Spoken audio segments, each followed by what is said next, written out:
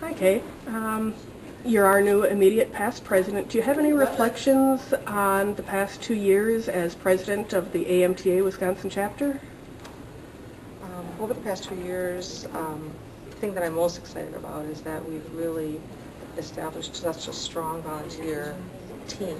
It truly is a team of people who are dedicated and energized about the profession and just willing to give more than anybody would ever expect to their profession. And it's just so exciting when we get together and work together as a team.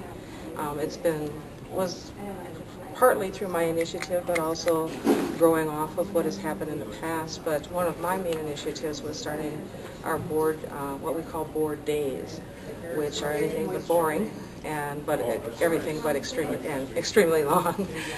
This last Thursday, we actually had an 11-hour meeting where we talked about all different things, planning and setting up new committees and setting goals for from up to 3 to 12 months. And there was so much enthusiasm in the room that I just left with my appreciation of those people multiplied by 10, even though it was already high when I went into the room. And I told everybody that individually because I felt it was important, and it's just absolutely true. Everybody that volunteers for our association right now are just the top. They're the best, and I couldn't work with a better team. So I think that's my proudest thing. Thank you. And why do you enjoy being a member of the AMTA in general, or specifically the Wisconsin chapter? Well, in general, I became an AMTA member back in 1990, I believe it was, or 1990 or 1991, as a student. And what drew me to the AMTA Wisconsin chapter was that it was nonprofit and that it was volunteer-driven. And I liked that idea. I've always been very altruistic in my thinking. I've been the kind of person who volunteers for food co-ops and just a lot of giving. That's just my nature, and I feel that the fact that the AMTA is nonprofit and that the money goes back to the chapter so that we can put it back into our member base is really what makes it sets it apart from everything else. We allocate on the AMTA Wisconsin chapter level, I would say it's close, a little bit more than 50% of our annual budget is towards education, and education is direct benefit to our members. And that was something that I worked towards. I became a board member in 1997, and in 1998, when I really took a little bit more of an active role, that was my impetus, and along with everyone else who, thankfully, we were all on the same page, we worked towards making education what our chapter is about. And so it is more than 50%. I can't remember the exact number offhand, but more than 50% of our annual budget is directed towards education, and that's what we give back to our members.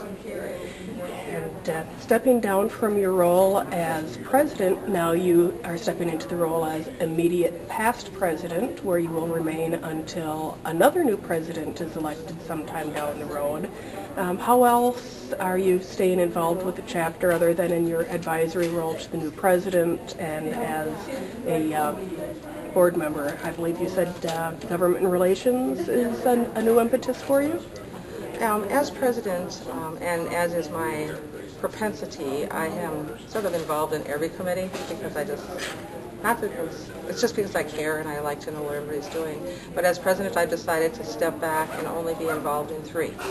And as you say, government relations is the committee that I'm going to be chairing. And what that committee does is work with different government entities to elevate the recognition of massage therapy as a viable profession and a legitimate profession in our state. So one of the things that we'll be doing very soon is having a presence at the annual Wisconsin Professional Police Association. Well, Lynn and Maya Rowe, our new president, are going to be attending that as part of their involvement with government relations. And one thing I'm going to be working with membership, police, and the state of Wisconsin to try to help strengthen our profession by finding ways to curtail illegitimate use of our profession by non-licensed practitioners. So that's what I'm going to be working on with that. And then I'm actively involved in our website. I was very instrumental in the design and implementation of our website with our chair, Casey Guilfoyle, and she would love to have me remain in that capacity, and I would love to do it because I love doing that. It's just a wonderful, wonderful tool that we have that makes our website so vital.